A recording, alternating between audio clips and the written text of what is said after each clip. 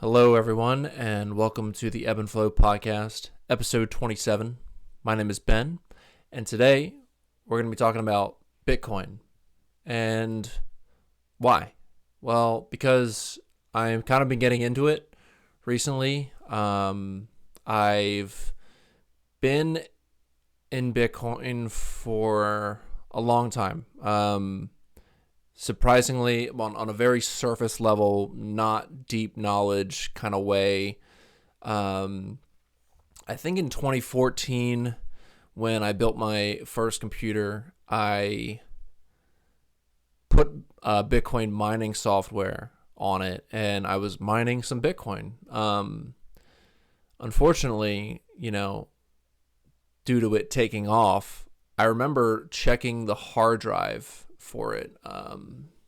Checking that hard drive a few years ago and thinking like, where's the Bitcoin that I mined? I know I mined Bitcoin back in 2014, 2015.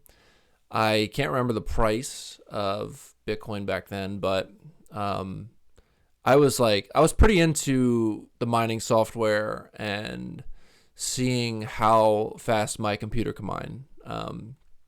I knew that I think I had like a kind of shitty laptop back then, and I was mining on that laptop, and I wasn't getting much Bitcoin at that time because at that time your graphics processing unit, depending on how beefy it was, would mine more Bitcoin because your GPU is more math based, so it can solve the equations faster to get rewarded more Bitcoin.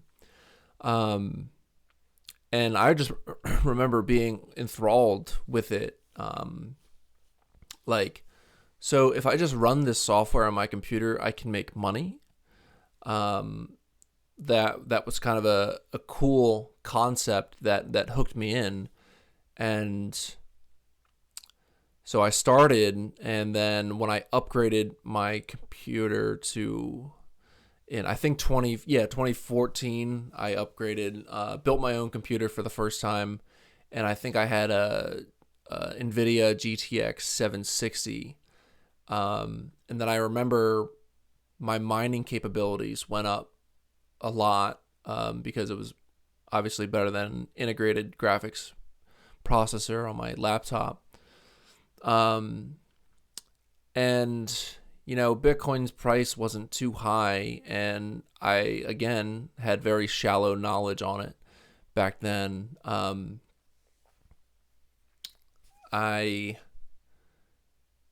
didn't think it would get as high as it is today, so it was kind of just a little small thing I did on the side, like, oh yeah, I'll get 0.001 Bitcoin in a day if I just run this mining software the whole day. And back then, like 0.001 Bitcoin was maybe like $1 or something. And it wasn't big rewards or anything, but I still thought it was cool that like my computer could do this thing on the side, and I'd just be like making a really small amount of money, but still nonetheless. And I didn't really take it that seriously. I started looking into mining software and mining hardware to be actually, and mining hardware, basically you need a really high-end graphics processing unit, or you need like a ASIC, like an application-specific integrated circuit to run mining software. And that costs hundreds, if not thousands of dollars to buy. And I was a junior in high school. I didn't have a lot of money, and I didn't want to invest a lot of money into something that I didn't think was going to take off as well as it did now. And so around that time, a couple maybe years, maybe like a year later, I also learned about Dogecoin. And I was enthralled with that as well, because it was like, oh my god, is this funny crypto that's based on dog meme. But Dogecoin even today is still not worth a lot, but it was worth like almost nothing back in 10 or so years ago. But there was mining software available for Dogecoin, and that I kind of got into that as well, and I mined Dogecoin as well. I downloaded a Dogecoin wallet back then, and I must have uninstalled it or something, because when I opened that old hard drive, I was looking for Doge and Bitcoin, couldn't find either. I wish I found it. I wish I knew how much I mined, but there was just no trace of it when I rechecked. Dogecoin was the whole wallet address thing also was really appealing to me, that I could send and receive. I guess your mining software would earn the coin, and then would you could send what it rewarded you to your Doge wallet or your Bitcoin wallet. I can't remember if I set up a Bitcoin wallet or not. But I kind of put it to the wayside going to college, and my 4 years in college, I never even looked at Doge or Bitcoin because I was focused on graduating. I was focused on following the societal blueprint of go to college, major in something that'll make you a lot of money, and then get a well-paying job. So that was my main focus, and did not focus. I don't even know if I checked crypto once. Maybe it popped off a little bit between 2015 and 2019, where I checked it and I was like, wow, Bitcoin. But then I just went right back to studying or Frisbee or partying. And then I started paying attention to it maybe during the tail end of COVID, when I moved into my first apartment in Philly with my two roommates at the time. I had downloaded Cash App because that seemed like an interesting concept of just an application where you could send and receive money through it. And you could also, they introduced the feature of buying stocks in crypto. Currently, you can only buy Bitcoin on Cash App in terms of crypto, but you can buy other stocks as well. And I didn't have a quote unquote legit stock portfolio, because I was starting to get into investing. So I had put a lot of money originally into stocks, but I would buy Bitcoin here and there. I probably purchased maybe like 500 or 600 Bitcoin. Dollars. $500 or $600 worth of Bitcoin around 2021. Just because it was, I had an income. I had some money to spare and wanted to diversify investments. And I remember from my time back in high school that Bitcoin was a cool asset, and it had jumped obviously a good amount since high school. And so I was not, fully into it still in 2021. It was just like a side investment. And then I think last year, I put it again to the wayside after moving out of my first apartment and into my second apartment. When I moved into my second apartment, I struggled a little bit more financially in life and didn't really have the funds to invest at that time. So pretty much all investing and was just put aside. And I was kind of just living paycheck to paycheck almost. So that was an interesting break, but again, focused on other things in life. And I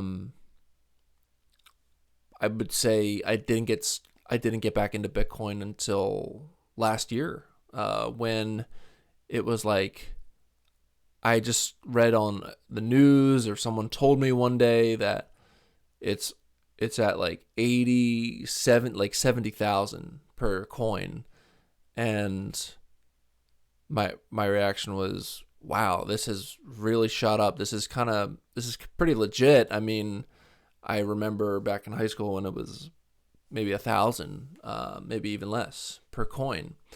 So it got a little like I took it a little bit more seriously. Like it's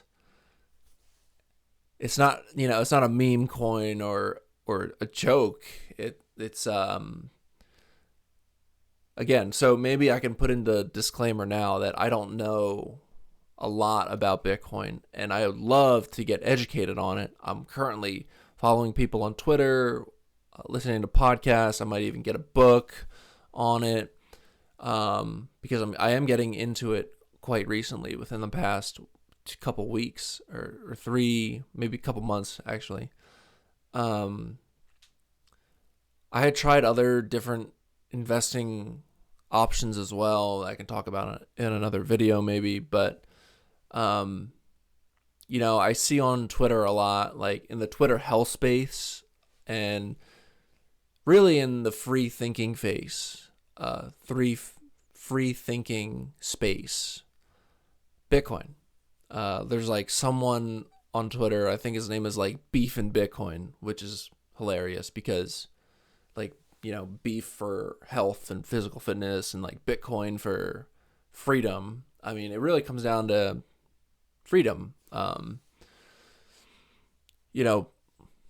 People talk about Bitcoin being a potential path to financial freedom, and financial freedom is something that everyone seeks to achieve, where you have diversified your income or your investments to the point where you don't have to work anymore. You can pay all your bills and then some with capital gains or dividends. You don't have to be an employee.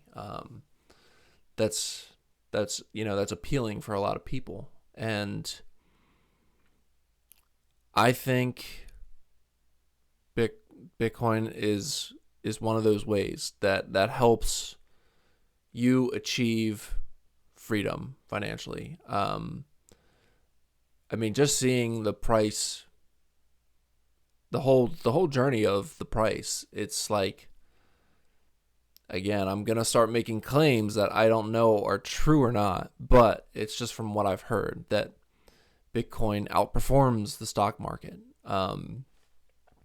It has a higher return rate. It doesn't, you don't get dividends from it, but your capital that you invest in it grows, presumably faster than the stock market. Another aspect of Bitcoin is that it is not inflationary. There's a finite amount of it. There's 21 million Bitcoin. That's all there will ever be. You can't make more Bitcoin. You can't print more Bitcoin. You can print, I believe the term is fiat currency, which is, for example, the US dollar. You can print US dollars out of thin air. That's what the Fed does. And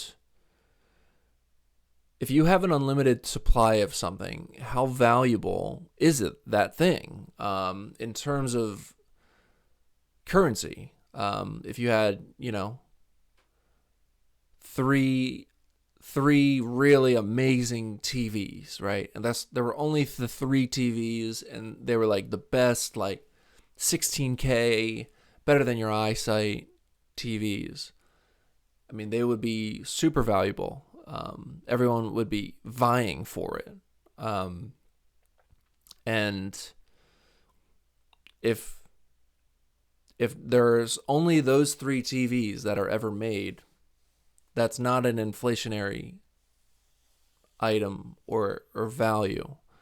That it's going to remain scarce as the 3 TVs. But if you wanted to make more, let's say you manufactured 300,000 of those same TVs, would they be the same value? Could you sell them for the same price if there were 300,000 of them as opposed to 3? Probably not. It would probably dip in price, and that's what we're doing with the dollar. It's more and more is getting printed. So at what point does it already isn't backed by gold anymore? So at what point does it really just become like a piece of paper or a number on a screen? If you were, I don't know why I'm going to this example, but if you were trapped on an island and all you had was $1 million and nothing else, you might be able to keep yourself warm for a number of nights. Sorry, I kicked the camera. I'll move it back. By burning the money, or you'd have some fire starter, but it would be useless.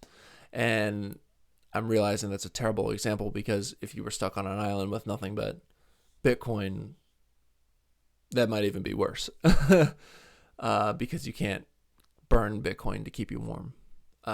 But I've seen stores accepting Bitcoin. You can pay for things with Bitcoin. I remember some guy, maybe a decade ago, bought a pizza for like 10,000 Bitcoin. That's a classic story that revolves around the internet, and it's like, if you think you have regrets, that story of the 10,000 Bitcoin pizza guy. I hope he's doing well wherever he's at. But so the price is, at the time of this video, I checked earlier today, it was like $83,000 per coin. Meaning that you could get, within a reasonable amount of time, 0.01 Bitcoin, which is maybe $8,300. That's a fair amount of cash, but it's easily achievable for people that have income. You could invest $80 a month, and it would take you 20 months, almost 2 years to get to, wait, I might completely be fucking that up, math. It wouldn't take you terribly long to reach $8,000 if you had $80 a month. 10, 20, oh shit. 20 months? No. 100 months? Oh god, this is, fuck, whatever. I'm an engineer, but I'm also retarded. So there's that. So what I'm saying is, if you have, it's probably better to have money in Bitcoin than to not have money. I'm wondering what the percentage of people on Earth don't own any Bitcoin and what percentage do. I would say probably more people don't own it than do. So, also, I'm going to make another disclaimer. I'm not a financial advisor. Don't listen to what I say. I'm just speaking my mind on a subject that I'm interested in. I'm by no means an expert. There are plenty of other people on the internet who are way more well-read and well-studied on this topic than me, and part of this is regurgitating information that I've consumed about Bitcoin. I think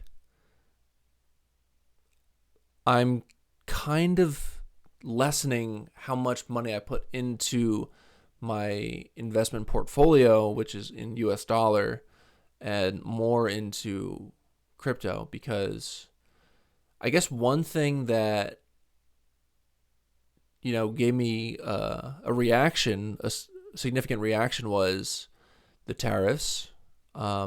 Earlier this month, when they got announced, the market crashed significantly. Bitcoin didn't really. I thought Bitcoin was following the market, and it didn't crash as hard as the market did, and not at the same time either. I think there was a dip in Bitcoin, but it was slightly delayed from the market crash, and it didn't dip as hard. So to me, that was like, well, Bitcoin is kind of almost separate from the market, even though it's tied to the dollar.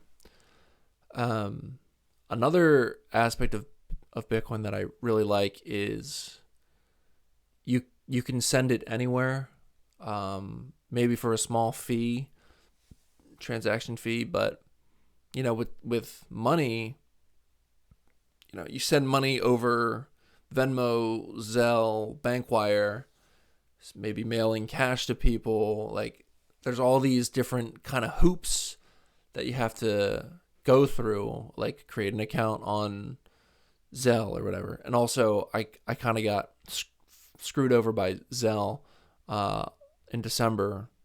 So, if it had been Bitcoin, I probably would have had a better time and experience transacting that money. I also like that it's decentralized. Anyone can run a Bitcoin node. A node is basically, you can set it up on your computer or another device, and you become part of the network that like verifies the blockchain. And like the blockchain is basically, I know, like, these are a lot of terms. I'm actually going to take a sip of water. The blockchain is literally like a chain of blocks, and those blocks have like every single transaction that was ever made on Bitcoin. I don't know the deep programming of it. I think it'd be cool to look into, but it's cool that like everyone can see it, everyone can verify what transactions are being made. And to talk about a little bit about other coins as well. So I'm in Bitcoin, I'm in Doge and XRP. I read a little bit about XRP in December of last year, 2024, and was pretty hype about it. I got on the hype train, choo-choo, on Twitter, and people were saying, if you have 100 XRP, you're going to have generational wealth. Those are big claims, but, maybe call me weak-minded, but sometimes I get excited from seeing those things. And so I kind of hopped on the XRP train, and I got into XRP, and it was rising. Like, at one point it was above $3 per coin.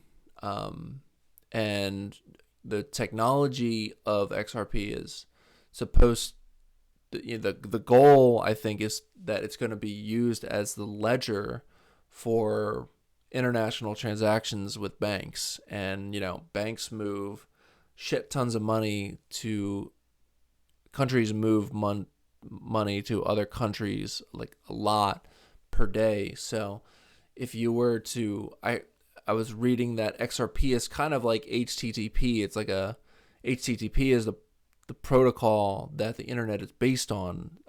So like XRP could be the protocol that international bank transfers are based on. So at that point, if every bank is using it as its ledger, then the value of it is going to drive up by a lot.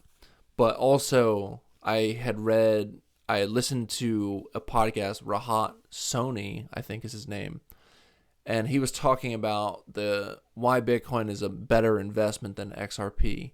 And some of the reasons were XRP, a lot of it is owned by one company, so they can sell off XRP as soon as it reaches a certain price point. Like if it reaches $10, they can dump a bunch out, and the value would fall down again by a lot. But and there's a lot of XRP. There's more than 21 million XRP for sure. But Bitcoin is like, people keep buying Bitcoin. Michael Saylor, the founder of MicroStrategy, buys Bitcoin every day. Other huge companies like BlackRock owns Bitcoin. If BlackRock owns Bitcoin, maybe you should own some Bitcoin too.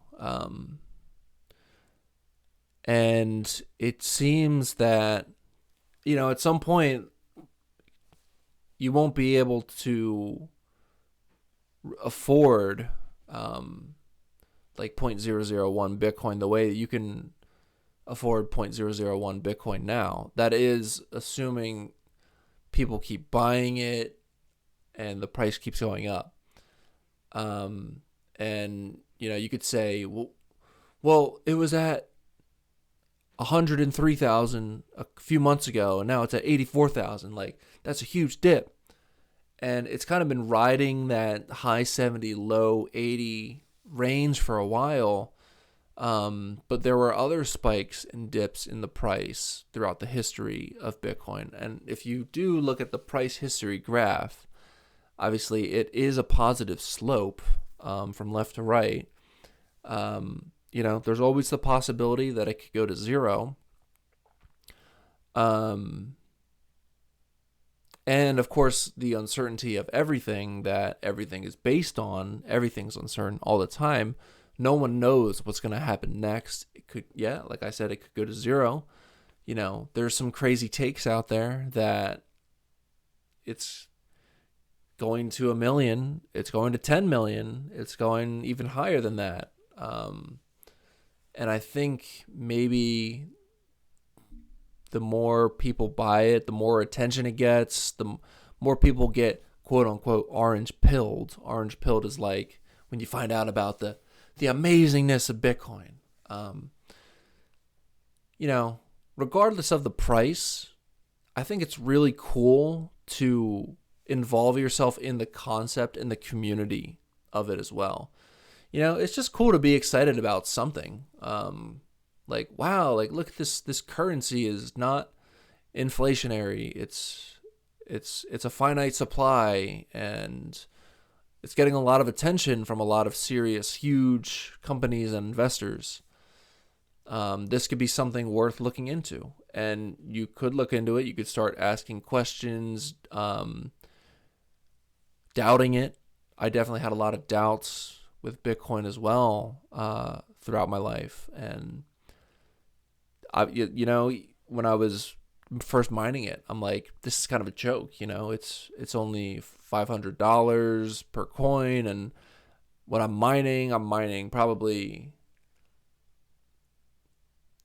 $80 a day or something. And then what really turned me off from mining was that I realized I was using electricity to make money. Like if I'm generating a profit by mining, but how much money am I losing by using the electricity to mine it?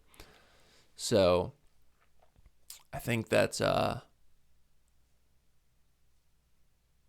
something that to be aware of. If you're interested in mining Bitcoin as well, I would say it's really hard to mine Bitcoin, and you're probably, I haven't kept up on how easy it is to mine or how much you get, from it, but I'm assuming it's going to be a lot harder now than it was 10 years ago.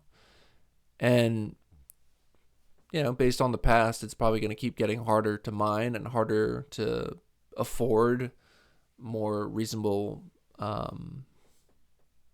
priced Bitcoin. So I would say at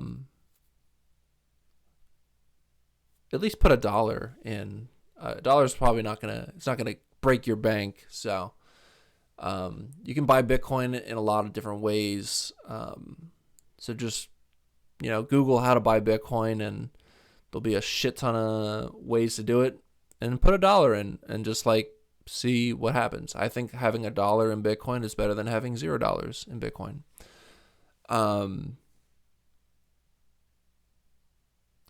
Oh, I wanted to mention cold storage as well. This is something that I'm new to. I knew that it was around for a while, but I started looking into it a couple months ago.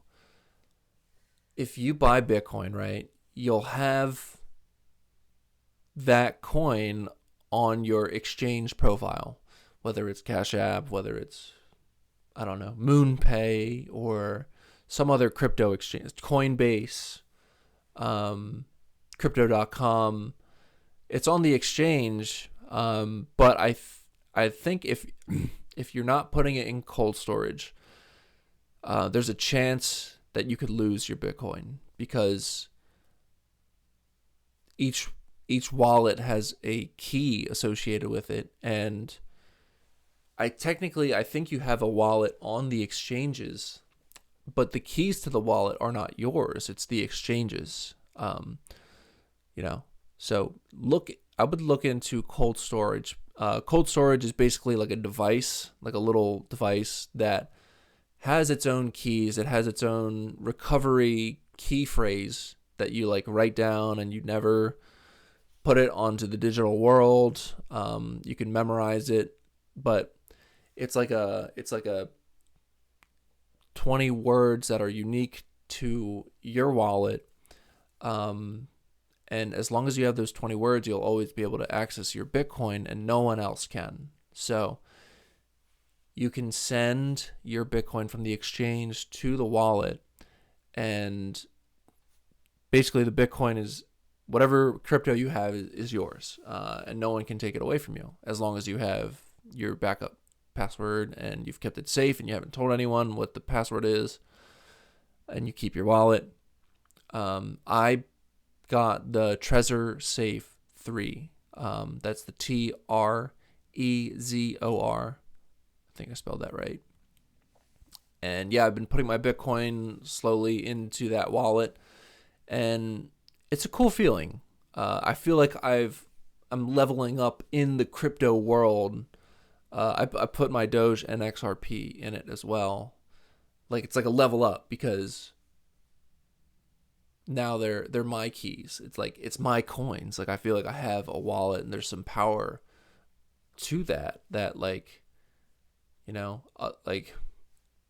if an exchange decides to take Bitcoin from people's wallets, a lot of people are going to get screwed, but if you have your crypto in cold storage, you won't get screwed.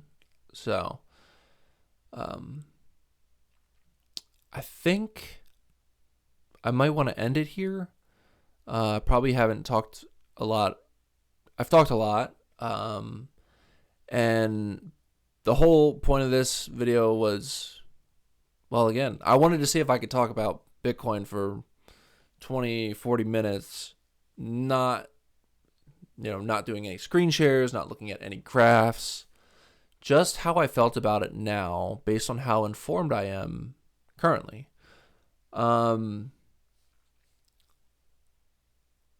think if you enjoyed it and you want to look into it, I highly encourage looking into it.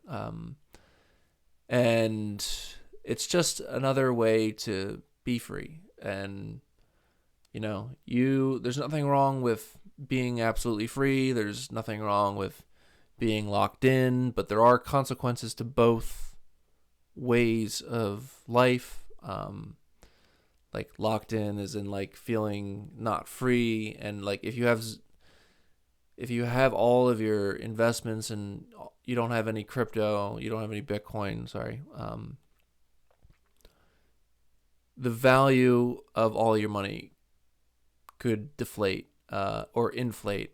The value could just decrease a lot. And I think Bitcoin is a way for your money to not decrease in the way that the dollar can. I hope what I said made sense. And let me know if you want to talk about it too. I'm gonna keep learning about it, and maybe I'll be more excited about it. Maybe I will be turned off. I'll read something and just make the decision. You know what? Bitcoin sucks. I'm gonna switch to another crypto or just switch back to the dollar. It's all subject to change, and I'm just interested in what I'm interested in right now and want to talk about it, express myself in this way.